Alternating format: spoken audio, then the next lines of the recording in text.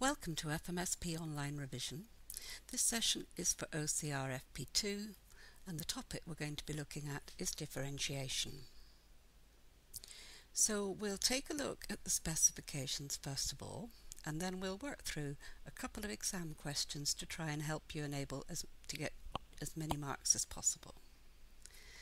So in part A, derive and use the derivatives of sine to the minus 1 of x, cos to the minus 1 of x, and tan to the minus 1 of x. We've got in part B to derive and use the derivatives of sin x, cos x, tan x, sin to the minus 1 of x, cos to the minus 1 of x, and tan to the minus 1 of x. Now these two, really, this sort of stuff is very much bookwork when you're deriving and using these derivatives, so just make sure you're familiar with those techniques. In part C, use the first few terms of the Maclaurin series of e to the x, sin x, cos x, and log of 1 plus x. So these series are in your formula books, and all they're saying in part C there is that you've got to be able to use them. And then in part D, you've got to be able to derive and use the first few terms of the Maclaurin series of simple functions. And they've given a few examples there, and they're quite specific that they say that the derivation of a general term is not included. But just notice the difference. In part D, you might have to derive the Maclaurin series, whereas in part C, you're just using them. So as I say, let's just have a couple of questions that we can look at. So the first one is a shortish question from the beginning, so question 1. So it is given that f of x is equal to tan to the minus 1 of 2x, g of x is equal to p tan to the minus 1 of x, where p is a constant, and we're asked to find the value of p for which the derivative of f at a half is equal to the derivative of g at a half. So the first thing that you should do really is just to check from your book that we've got the derivative, and that we know that the derivative of tan to the minus 1 of x is equal to 1 over 1 plus x squared. So that is actually in your formula book, if you don't remember it. We have f of x is equal to tan to the minus 1 of 2x. So we need to be careful here. So when we differentiate, we're differentiating a function of a function. So we'll replace x by a 2x. So on the bottom line, we'll have a 1 plus 4x squared. But we will need to multiply it by the derivative of 2x, which is 2. So we have here 2 over 1 plus 4x squared. So when we evaluate that when x is equal to a half, we'll get 2 over 1 plus a half, 4 times a half squared, so 1 plus 1, so 2 over 2, which is equal to 1. And then g of x, we're told, is p lots of tan to the minus 1 of x. So again, using the same result, we'll be able to write down that the derivative of g is just p times 1 over 1 plus x squared, so it's p over 1 plus x squared. And substituting in x equals a half squared is a quarter, so we'll get p over 5 quarters, which is 4/5 p. And we have now got to find the value of p for which f of a half, the derivative of f at a half, is equal to the derivative of g when x equals a half. In other words, 1 is equal to 4/5 p, so p is equal to 5 over 4.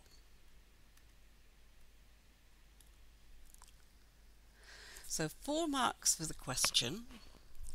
You got 1 mark for being able to differentiate, a method mark for differentiating to find f dash of x. You also got a mark for writing down the derivative of g, p over 1 plus x squared. You got a mark for using the equation f dash of a half equals g dash of a half in some form, and if it was the correct equation which you solved, then you got an accuracy mark. So 4 marks in total. So let's have a look at another question. This question is about using to find Maclaurin series, but part 1 says prove that if y equals inverse sine of x, then dy by dx is equal to the square root of 1 minus x squared. And then in part 2 we're asked to find the Maclaurin series for inverse sine up to and including the term in x cubed. So remember, that's all about finding the derivatives, and we'll have found the first derivative in part 1. And then in part 3 it says use the result of part 2 and the Maclaurin series for log of 1 plus x to find the Maclaurin series for sine to the minus 1 of x times log of 1 plus x up to and including the term in x to the power of 4. Now the first part is, as I say, part 1 is very much bookwork. So if we look at that, then the technique you should learn, so x equals sine y, so we'll differentiate to find dx by dy, which is cos y. We'll invert, so we get dy by dx is equal to 1 over cos y, which of course we know is the square root of 1 minus sine squared x. We'll then substitute in, so we'll want to substitute in now for x, and we're taking square roots, so it's plus or minus, and it will be 1 minus x squared. So we have got to be very clear here that the reason that we take the positive result here, and there was a mark for this, is because, of course, the gradient of sine to the minus 1 of x is positive. And I've put in the graph there just so that you can see that the gradient of this inverse function is always positive. So we take the plus sign here. So there was one mark up here for finding dx by dy as cos y. There was a mark for inverting and substituting in. And then there was a mark for justifying why you took the positive value of the square root. In part 2, we're now asked to find the Maclaurin series for sine to the minus 1 of x up to and including the term in x cubed. So I've written up here the Maclaurin series, but remember you would actually get that from your formula book. So I've written up a first few terms. So f of x is sine to the minus 1 of x. We've differentiated it in part 1 and found that it was 1 over the square root of 1 minus x squared, but I'm going to write it with negative powers because we're going to be differentiating. So we then need, if we want to go up to the term in x cubed, we'll need to differentiate to find the second derivative and the third. So the second derivative, so we're going to differentiate this using the chain rule, so it's going to be minus a half times minus 2x lots of 1 minus x squared to the minus 3 over 2, which, so the half and the 2 cancel out the negative signs also, so we end up with x over 1 minus x squared to the power of 3 over 2. Now I'm writing that this time as a fraction because you could either use the product rule or the quotient rule when you come to find the third derivative, but I'm going to use the quotient rule. It's up to you, whichever you prefer. So remember the quotient rule, v du by dx minus u dv by dx over v squared. So v is 1 minus x squared to the power of 3 over 2, and du by dx will be 1, minus u, which is x, times the derivative of this expression, which is going to be 3 over 2, times 1 minus x squared to the power of a half, times the derivative of what's inside the brackets, which is minus 2x. And that's going to be all over v squared. And v is 1 minus x squared to the power of 3 over 2, and when we square it, we'll just get 1 minus x squared all cubed. And if I simplify that, then we will have 1 minus x squared to the power of 3 over 2.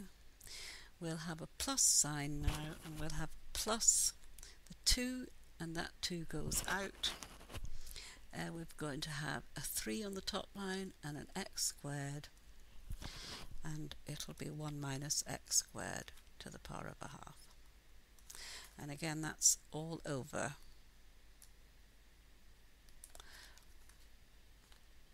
1 minus x squared to the power of 3. So we now have got the derivatives that we need. So remember, Maclaurin's expansion requires that we find the value of each of those derivatives when x is equal to 0. So I'm just going to do that over here. So f of 0, first of all, the angle whose sine is 0 is nothing, so f of 0 is nothing. The first derivative, f dash of 0, when x is equal to 0, will just be 1. The second derivative, well, we've got to have a 0 on the top line, so it doesn't matter about the denominator. There'll be 0, and for our third derivative, this term is going to be 0 because it will be multiplied by 0, and we'll end up with a 1 over 1, which is just 1.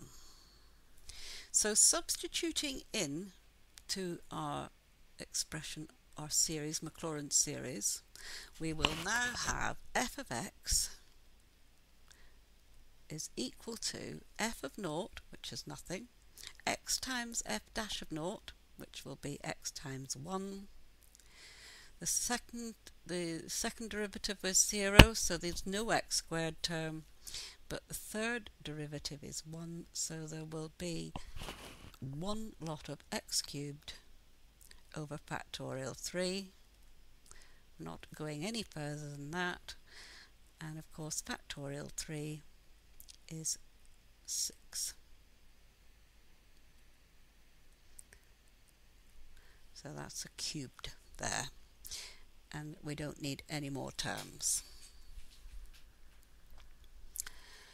So we now have the Maclaurin expansion of inverse sine.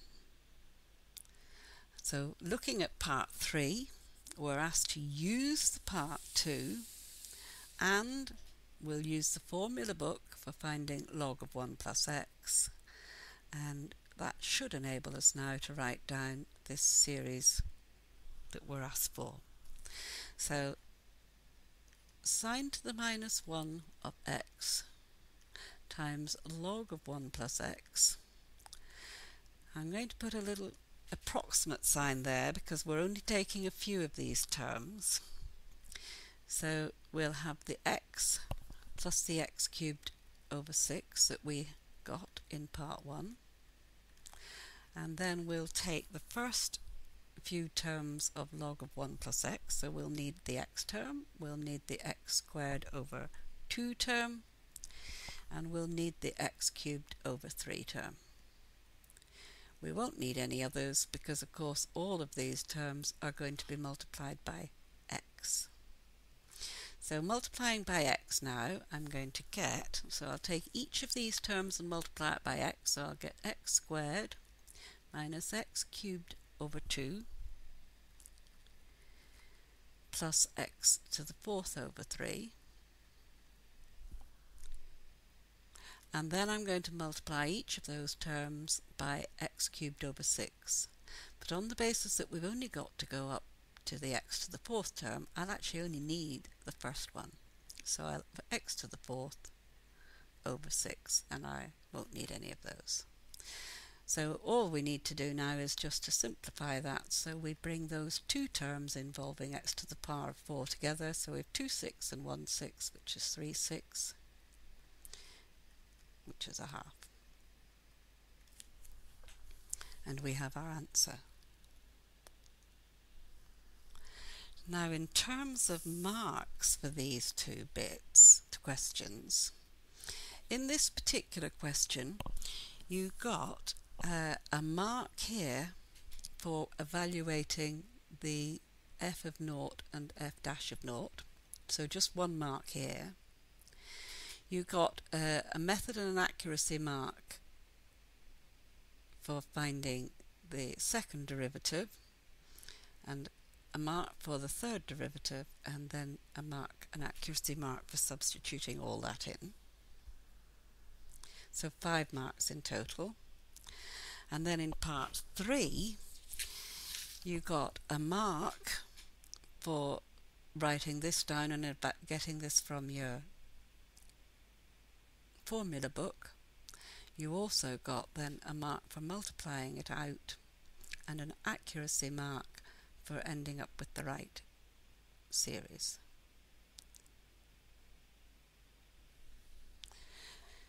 So I'm going to end this video here and just remind you, of course, as always, that the best way to revise mathematics is to work through lots of exam questions. So that's what I advise you to do.